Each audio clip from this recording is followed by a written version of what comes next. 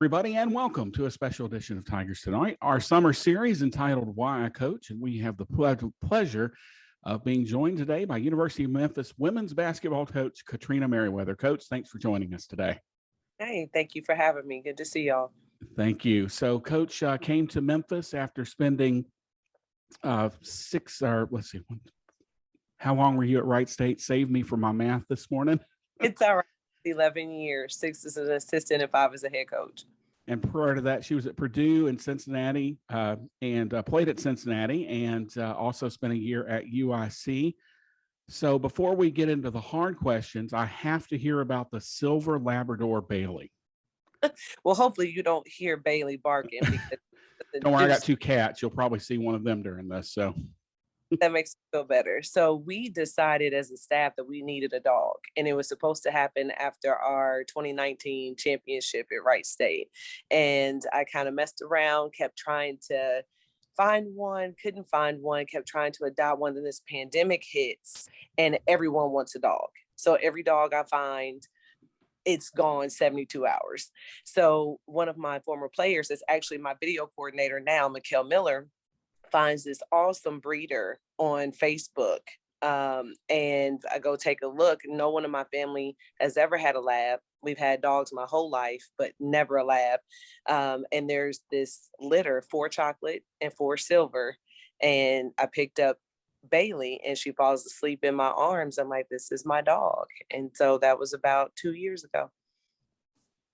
All right, let's get started. Take me back to your high school days. I couldn't find what position you played. So, my question is, what position you play and what other sports did you play? What type were you in high school? So I just wanted to be on the floor. So whatever it took, I played whatever position. When I first got to Cathedral, I think the most minutes was probably at the 4. So it's like a 5'8", 5'9" 4 player. But we had some really, really good guards like Lakeisha Brown, Melissa Mukes. Like they went on to play Division I basketball. So just wherever I could get playing time, I was for it. So I played a little bit of 4. And then by the time I graduated, I had moved to kind of a combo 1-2, and then get to college and it's the same thing. Other sports, volleyball. Had a tremendous volleyball program at Cathedral.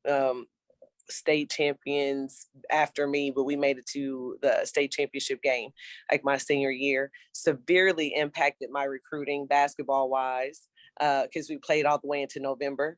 So it had about 7 days before the signing date, but it was so much fun and I really enjoyed it. And then I threw shot put and disc. Anything to not run, but to play another. Nice.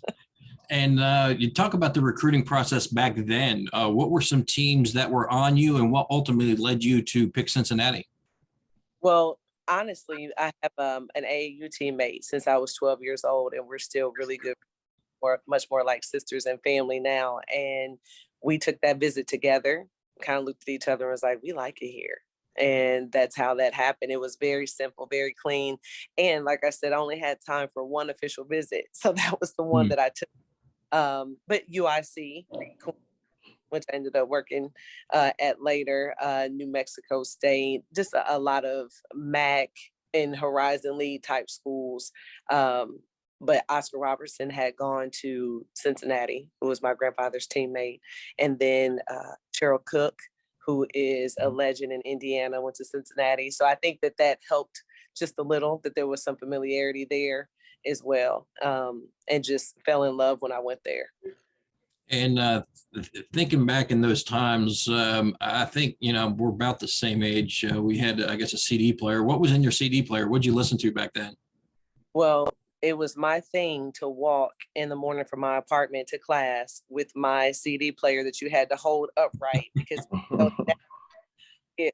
and I think MC Light, definitely rap and female rap at that, embarrassingly Little Kim, Foxy Brown, like a lot of those equivalents to Meg Thee Stallion, I think.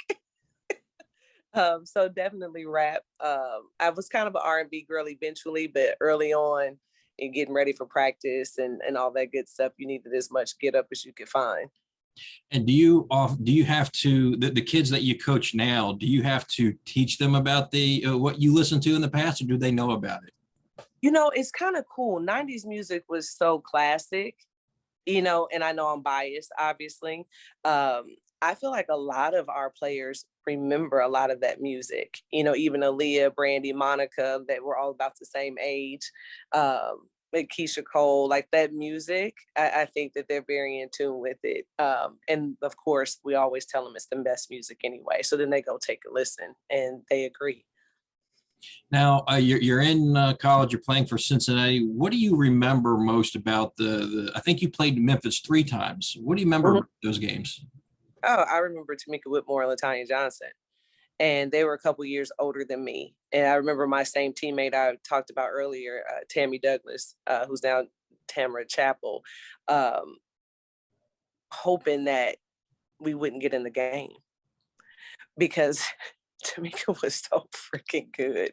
And the fact that LaTanya was like a 6'2", 4" player, I was like, I never so badly wanted to be a guard in my life than watching that game. And I don't know, I think it just taught us a lot, and the fans were wild. And there was this one guy in particular that would just scream and yell the entire game. And I've asked about that guy around here, but I think That's Jeb, no doubt. Who's that? No, if he was in the pep band, I can tell you exactly who it was because I actually had dinner with Joey and his family last week when he was in town for a visit. And that's if there was some mention of Mary being locked in your trunk, that was probably Joey. Okay, well, there you go. Well, there you go. So I just remember like competing, and the games were so hard and so tough. And what it sent me back after my freshman year was like, God, I have to get better, because that was the standard. That was our league. And people may not remember those names just because the WNBA had kind of started in 97, but Grace Daly that played at Tulane, Slaughter at Tulane, Sancho Little. There's all these people that ended up playing overseas that may not have gotten into the WNBA because it was so new. But it was just an extremely talented league in general. Memphis was at the top when I first got into college. My last question for me before I throw it to Leon, is there one game that you think back in your either high school or college career that still eats at you that you wish you could change? Oh, goodness. There's a whole bunch of those. But the easiest one to pick is my very last one. We're playing Ohio State in the WNIT. Comes down to the last possession. Ball gets deflected, lands into the hands of, I can't remember her name right this second. I believe her last name is Brown. She literally throws it behind her back and it goes in and we lose, I think, by one. It's the main reason why I always put someone on the ball now as a coach. And not that my coach made a mistake. I think you just make a decision. And it was one of those lucky plays, but I had to watch it on ESPN Top Plays over and over and over again. So I would go back and do anything just to be a little more active, knock that ball away, hold it for just one more second so that our season and my career didn't end that way. Leon? Okay. All right. Coach, my name is Leon. It's a pleasure to finally get a chance to meet you. I announced your hiring on Twitter. Yes. And man, yes, ma'am. So let me ask you a question. What's it been like recruiting the Memphis area as far as like getting a chance to know the local kids? I've never seen anything like it, never experienced anything like it, and neither has anyone on my staff. And at the time that we got here, I mean, we had been to over 17 different institutions. And the way that basketball is embraced here and how there's enough fans for the Grizzlies and men's basketball and women's basketball and enough energy and excitement.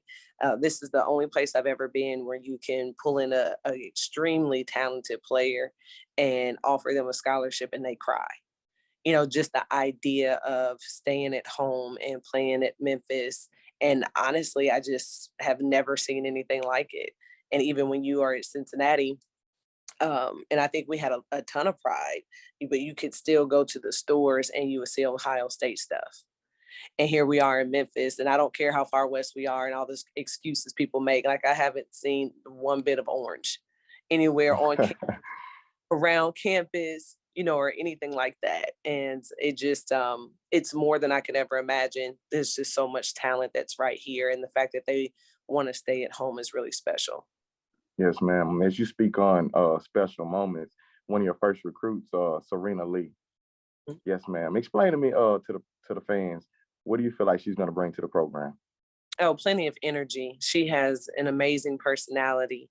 We were just on the track today, and while it is a very, very tough situation out there, they're challenged and they're pushed. She dug down deep towards the end and pulled out a little more. And I think that that's what we're going to get from her. It's just constant improvement and growth as she makes this transition to college. But she's extremely talented, very skilled. Obviously, she's athletic too. I think she's going to push for playing time immediately. And we're looking forward to that. But she will definitely have a freshman transition just like everyone else. But once she gets a handle on the schedule and time management, I think she can be something very, very special. Yes, ma'am. Now, as you go on the recruiting trail and try to sell your program to parents, what do you try to pride yourself on as you sell your program to fans and parents? Well, that is a way we live. It's us every day. And we don't put on shows, we don't pretend, we don't hold things back. We address whatever needs to be addressed. We talk about whatever needs to be talked about. What you see is what you get. I won't be any different on day one than I will be on day 100, or if they decide to come here and we're in year 4. I'm always going to be straightforward. I'm always going to tell you what I think, how I feel.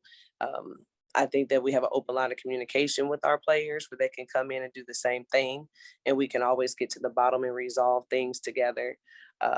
That's probably the biggest thing is transparency, right? These kids are making one of the biggest decisions of their lives while they're teenagers, and their parents are trying to give them the space to make that decision and at the same time look after them. And I think all people want to know is that they're going to get what's real and the truth. So no matter what happens, they can always count on that. And that's our main point. And that's what family does. We tell each other Right. the truth, and then we recover from that truth, no matter how bad it hurts or how ugly it is. And that's what we strive to do every day. Yes, ma'am. Okay, last final question. As you watch the University of Memphis program make elevations, knocking down barriers, hiring more African American coaches, how do you feel about your role as you made history as being one of the first African American women to take that position? I was listening to a snippet of Don Staley last week. And as exciting as it is, I look forward and I hope I live long enough to see when we're not talking about first, where it's so common that African Americans, the women, that minorities are being held in all types of positions all over the country, whether it's athletic, professional, whatever it is. And I look forward to that. But in this current moment, I think it's really special. I didn't think about it, to be honest. I did not know until someone told me. And that's a privilege that we have in 2022, is to not always think about those things. But I do think the representation matters, and what we try to talk to our young women about every day is being a good person and identifying good people, regardless of their gender, regardless of their race or any other preference that they may have. And so as much as I take a lot of pride in that, I would like for people to see me as someone who is qualified and a really good person that does everything that I can to work hard and take care of young people and be a positive impact on them, and just see it as a bonus that I'm the first, and hopefully there'll be a second, third, and fourth, and we won't have to talk about first anymore. Hey, Coach. First off, sorry I can't join by Zoom today. Got to drive. But so you're at Wright State for quite a while. Beautiful campus, by the way. Been there several times. And I have to say, we were talking about this before you came on, that even during your introductory Zoom, when we were picked last in the conference last year, we all agreed. Like afterwards, we were like, that's never going to happen. Like there's no way with her coaching. True story. That's actually absolute fact. But with that being said, so you're there. What attracted you to the Memphis job? I think that I remember the glory days. I think that when you take a look at a job and all the work that the previous staff had done, right, there is no current job without all the people who have participated in the past, all coaches, all players, managers, administrations, you name it. And when you come and you take a look at a situation, it's always, can we win here? Can we sell what this place offers? Are we going to have the support that we need in order to show all these young people that this is a place that values women's basketball and values women in general? And that ultimately is what made the decision easy for me. I love Wright State. I love the people at Wright State. And I think sometimes when you accomplish certain things, it's good to leave things for other people to continue that legacy as well. And that's what I felt like we did. We always talk about leaving a place better than we found it. And I felt like we had done that. And so to take on another challenge with the pandemic as well, and I don't ever want to discount the pandemic and the effect that it had on these student athletes and all of us as coaches, and obviously the world in general. And what they needed was some normalcy, and that wasn't under anyone's control.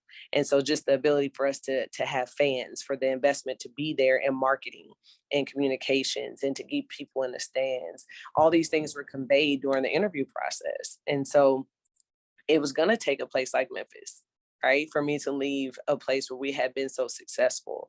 And so I was very fortunate when Laird and Lauren called and just expressed all the amazing things, and they all turned out to be true. So what do you think the challenge is, that maybe the number one challenge to going to the next level?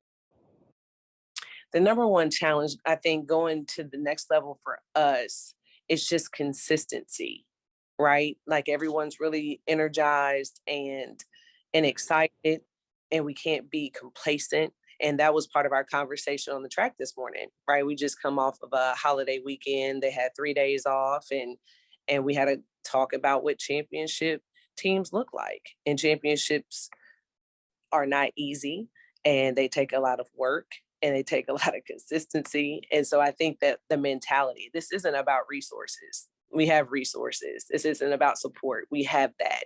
It is about the mentality of this team and our program. And are we just going to be satisfied with doing a little better than we did the year before? And that to me is our biggest challenge, because I remember being at Wright State and telling our staff over and over again and talking to our team over and over again, it is a positive thing to expect to win, but it is not okay to expect to win without doing the work it takes to actually win. And so I think that's where we are right now. We feel like we're talented. We feel like we are more athletic, that we have some better ball handlers. We have all these boxes checked, a more mobile 5 player, but without us actually putting in the work, then we won't get the results that we want. So for me, that is our biggest obstacle, is making sure our mentality is to stay hungry and not be satisfied and complacent, and to make sure we perform with some consistency. So you sort of answered my next question already right then. So El Morone had just been revitalized right before you got here. And so in your opinion, you think the facilities are where they need to be, or at least right now where they need to be for you to win consistently? Yeah, I think that our facilities are obviously unique, right? And I'm one of those people, my glass is always half full. And so when I take a look at El Morone Fieldhouse, it obviously is not brand new, right? And it's not huge, and it hold 10, 12,000 people. Well, right now we're averaging a little over 1,000 fans. And when we go into other arenas and they see 8, 10, 12,000 people, there's no atmosphere there. There's no 6-man there. But when you walk into El Morone and there's a band and a DJ and a mic man and the dance team, and Memphis Palm is amazing. I love their coach and all of their athletes. They're amazing folks. Like, we have an atmosphere. And our goal is, of course, to continue to get better so that we don't even fit there. They say, oh man, we got to figure something else out. And I'm glad you brought that up, because we have this conversation. Coach Hardaway and I had it when I first got here. He was ready to knock down walls and add offices into the Walton and have conversations that needed to happen for us to be over there. And I'm like, hey, I'm glad that you're as awesome as everybody said you are. But I like the idea. We have our own stuff. We have our own gym. We have our own weight room, our own training room, our own locker room. We don't share anything. Elmer Roane Fieldhouse is strictly a women's basketball facility. And I'm not sure that there's anyone else in the country that can say they have all those things. And we practice where we play. So many people have these practice facilities and they're getting an opportunity to practice in the gym they actually play in once or twice a week, sometimes only day of. And we actually have a home court advantage because we practice the same place that we play every single day. Well, that's awesome. That's a great point. So every coach has a mantra. Mhm. I mean, I have a personal one. How bad do you want it? I wake up every day. How bad do I want this today? What is your personal mantra? Yeah, I wake up very thankful and that I'm going to work as hard as I can to be the best person I can be. And at the end of the day, I lay my head down, I reflect over my day. And if I felt like I fell short in some of those areas, I wake up and try to be better the next day. I think that that's the most important thing. You know, I am never going to take a job where I feel like we have to win at all costs, or I have to compromise or not care about our young women. We do a lot of personal development. We do a lot of investing in them outside of the court. And if I'm ever in a position to not be able to do those things, then I know that it will no longer be my purpose to be a college coach. So I'm very blessed and fortunate that I'm in a place, again, for the second time, where I'm able to do things the way that I want to do them and I'm trusted to do that. So as long as I wake up and I'm focused on being a good person and working as hard as I can always be okay with the outcome. Well, thank you, Coach. Thank you very much for doing this. John?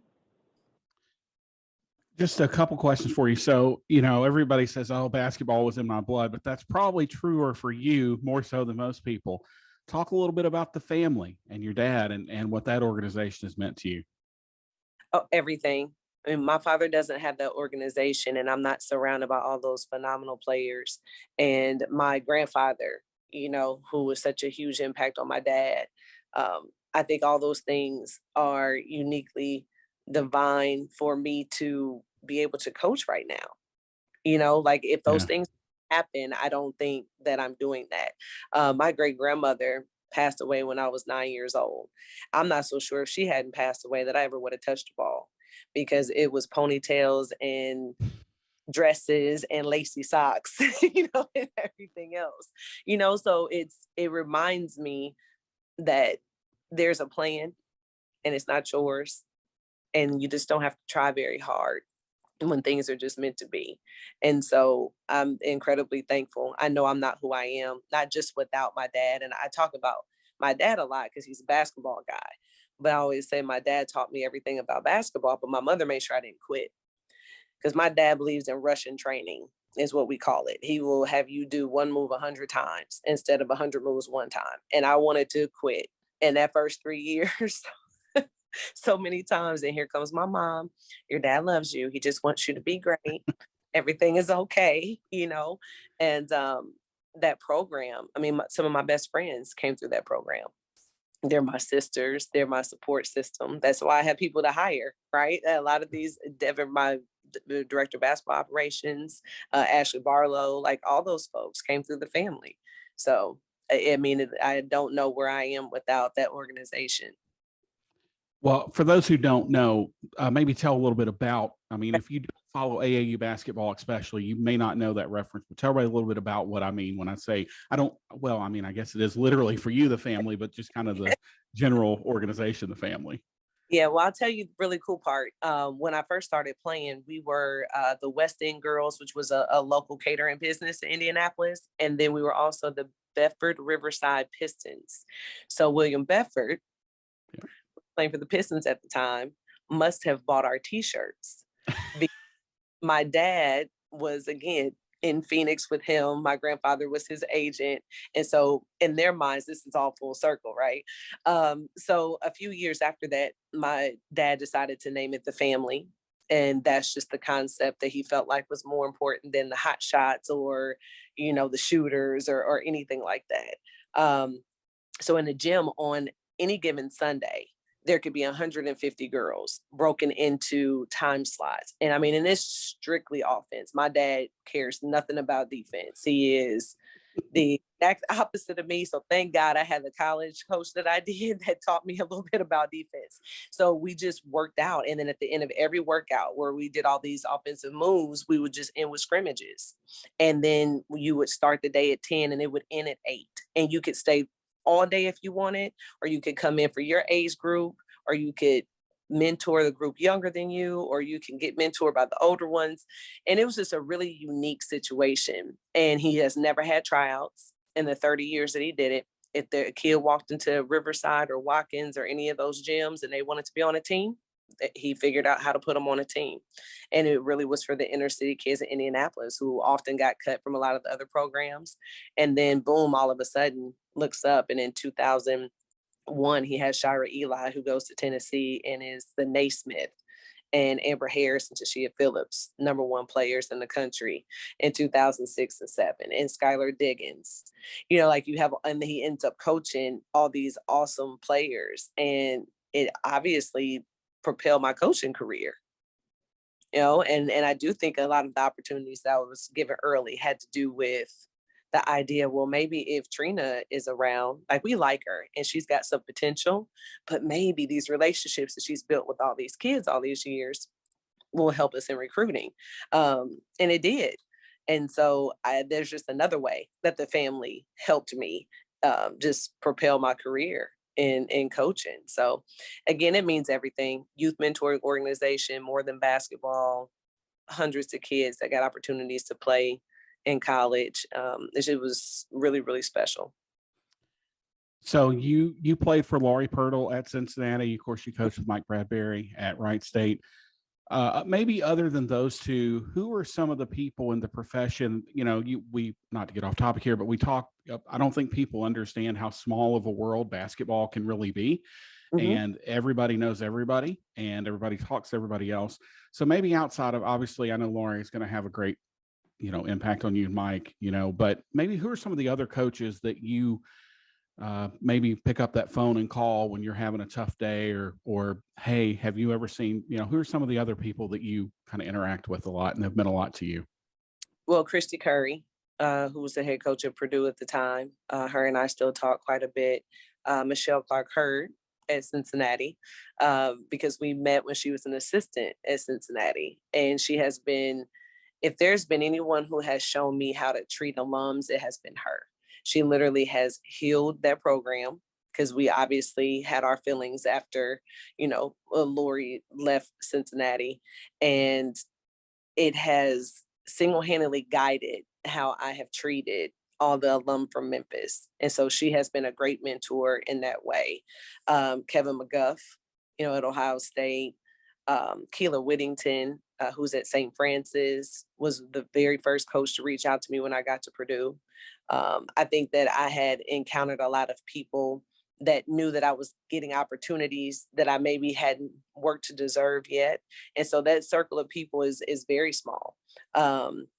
Yolette at Ole Miss and I have gotten particularly close in the last year because she has one of my kids, an Angel Baker, over there. And it's been a pleasure getting to know her. So there are very few people that I would say are actually in the circle, but I do my best to share as much as I can, because I feel like I was poured into. So I do my best to pour into other people, as well. But those would probably be my main ones when I have a problem, and people that I trust. Those would be the people that I call the most. So Brian asked you about music earlier. Just two more for me. What's the last good book you've read? My last good book. Or listen to, because I know some people do the Audible thing. So, interesting fact, I have been in the process of writing one. So I have not read. I feel like my story's pretty unique. And again, it's hopefully will give some people some hope that have had some obstacles and roadblocks, that things can work out in the end if you just stay the course. But when I was at Wright State, I was in a graduate program, student affairs. And so the last books I've actually read have been from that major. And what it has done from that program, rather, what it has done for me is allowed me to see higher education from a non-athletic perspective. Right. And it has really helped me think about the student experience without the athlete. And that's not something that I had ever thought about before, right? You just put your head down, you go to class, you go to practice, and that's it. But they're dealing with a completely different environment now, even with the pandemic, but pre-pandemic. And I think that that's something that has really helped keep me the players coach that I want to be, and not as I get older, just forget what it's like to have student orgs on campus, but you can't participate because you're always running around and traveling, and having this sense of belongingness to the university outside of playing sports. So that would probably be those set of books where it's reminded me what it's like to be 18 to 22 again, has probably been the most helpful thing that I've read here in the last year or so. Actually, just a couple more things for me. Okay. Number one, do you guys, as a staff or players, the news obviously breaks at the end of last week that USC and UCLA are moving to the Big Ten, and it's going to be, we've been joking in the corporate world, the Great Reset. Well, I've said for all along, this is going to be the Great Reset of college athletics here. Do you guys really think about that kind of stuff, or is it more just we're going to play whoever the people across from us are and worry about the rest later? I think that there are certain type of coaches that are really invested in that. And I am just more of a mind my business type. I'm in this group with a bunch of awesome people. Lisa Boyer from South Carolina, Trish Collett from Toledo, Vicky Hall with the Fever, Stephanie Norman, Louisville, and Katie, Coach Abe, that's at Georgia now. And I love being in this text group with them, right? Because they are awesome. And they see things in a different perspective. They've been doing it longer than me. They've been at different levels. And all seriousness, they were talking about the conferences. And I text in the group and said, hey, just let me know how it all pans out at the end.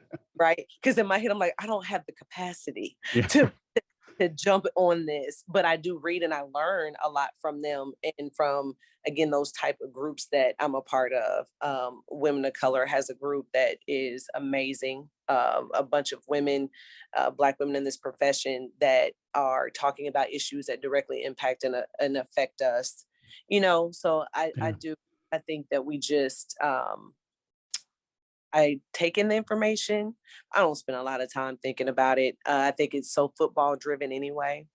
And then after that, it's going to be men's basketball and maybe us, if that even enters the conversation.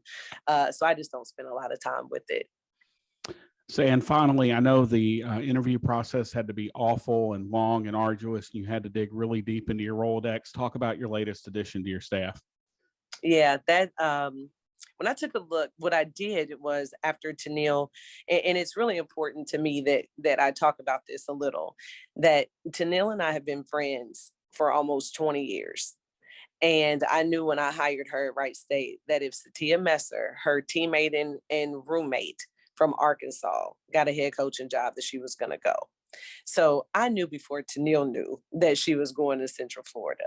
And it was so cute because Satia and I have a relationship as well. And Tennille's like, well, she hasn't called, T, so I don't know, maybe this isn't going to happen. And I'm thinking, oh, it's happening. So immediately I start thinking about all the things that Tennille brings, not just for our program and for our young women and our staff, but for me. And I trust her. She's intelligent. She knows what she's doing. She's a phenomenal post coach. So I start listing all this stuff. And I start thinking about who fits that mold. And there were a few people. And I thought, well, I'll be daggone. How about that? Little sis has put herself in a position to be on the list.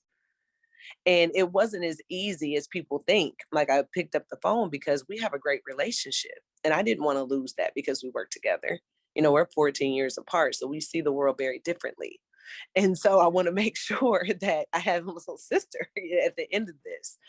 So I think we both took a few days she went back and had conversations with Mike Bradbury and my family. And ultimately we decided that we could be really good for each other in the space that she was in her career. And I think she's really, really talented, and she has a chance to be a great head coach one day. And I just am really proud that I'm going to be a part of that journey. I know she's going to work really, really hard. Well, awesome. Well, Coach, thank you so much for joining Yeah, us, one more. taking time out of a busy. Oh, Brian, go ahead. Yeah, one more. I forgot to ask. We had a subscriber wanted to know, Tiger Jeb. He wants to know, how has the depth of quality of athletes improved in women's basketball in the past decade? Oh, in the past decade, the way technology has, like, to me, that and I think that it has a lot to do with technology too. We learned in the pandemic that we could recruit from video, and it had to be okay. See, before it was, I'm not signing anyone off of a video. I have to see them live. I have to see how tall they really have to, all these different things that you can only see with your two eyes in person. And so I think that what it had taught us is that there's players all over the country, in the smallest of towns, in the smallest of schools. And now there's this charter school rush that seems to be taking over different parts of the country. I know it's happening in Indiana. I know there's charter schools here in Tennessee. And so now you've got even more players that are spread out everywhere, instead of just the really good players going to these powerhouses. And I think that that's been good. I think that when there's great trainers, that's also helped as well. And we all know in every profession, there's good people and bad people. So that goes without saying. And I just love the idea that there's just so many more young women. And I know participation has declined, right? And I think it's declined over all sports in the last handful of years. But the level of talent, when we have an elite camp, and the fact that we can walk out of that camp and offer anywhere between 3 to 5 kids, out of 50 or out of 60, that's incredible. And I think that that's what a lot of coaches are saying all over the country. I don't think that is, just here. So it has increased tremendously, that athleticism, the skill, the 6'1", 6'2" kids that, don't play with their back to the basket, but can stretch the floor and make threes. Like, those were anomalies a little while ago. And now it's extremely common to be able to throw the ball to a 6'1", 6'2" kid and them make a combo move or lay it in or make a three. And again, that makes it really exciting for what I feel like the parity in our game, where we're going to all be able to get really good players and compete. Once again, Coach, thanks so much for joining us. When do you guys really get wound up and back into the swing of things? Well, everybody came back on the 25th. We have a parent meeting. We eat a little bit, have some open gym. The parents get an opportunity. They get the first look at the team. And so we do that for a reason, because I think that parents have a little bit of anxiety when they drop their kid off. And then we went right into workouts on Monday with that 7 a.m. mile test. And so we've been going for a week strong, and it won't slow down, because we're going to go to Greece August 7th through the 17th. And then they'll get like a week and a half off just to kind of recover. And then we're going to be right back at it again. So you ask them, they're going to say they don't have any time off. They had it before they came back. That's right.